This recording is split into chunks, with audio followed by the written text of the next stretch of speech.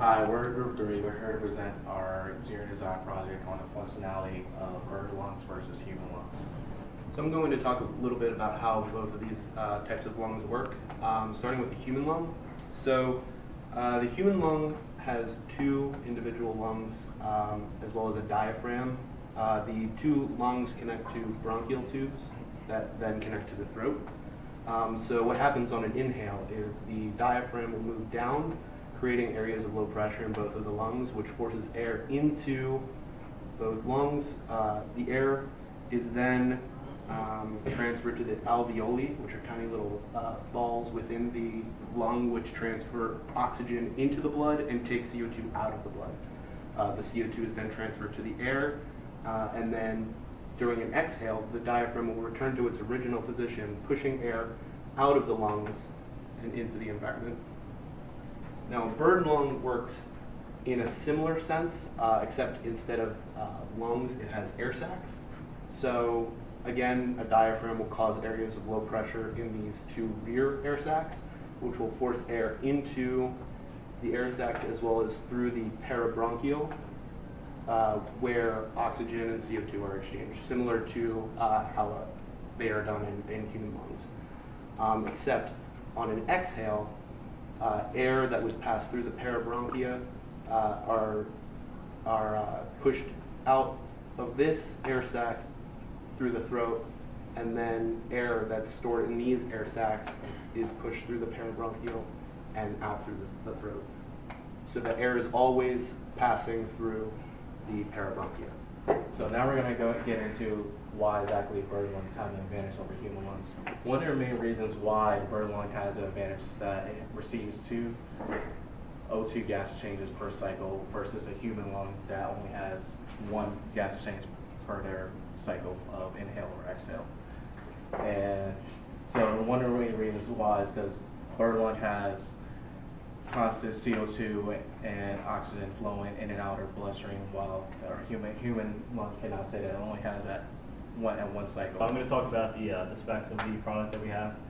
So it's approximately going to be about 2 feet by 1 foot in dimension, and for each box we'll have a shadow box designed to it with 2 input buttons on each box. The picture of the bird lung and the human lung will be on both boxes and covered with a plastic shield to prevent any damage from happening to the picture.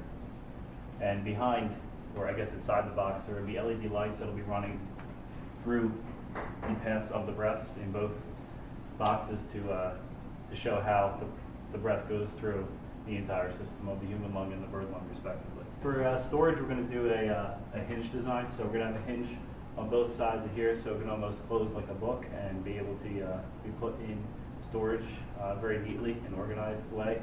And then on this side and on this side, there will be a latch as well to keep it from opening while it's in storage. In addition, some of the electronics that we're going to be using are LED strips, which will be put along the path of the airflow in both lungs, as well as an Arduino, which would be able to control everything.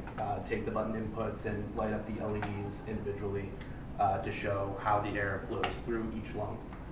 In addition, as sort of a stretch goal, we'd like to incorporate speakers into the displays, so that way we could have voice files that would be able to explain what's going on in each of the dioramas as it goes, so concepts could be explained to the user. Okay, so the last part of this pitch is essentially how our new design of the bird and human lungs meet the critical needs and specs of our consumer. So one of the biggest things is that it fits within the budget that was described to us.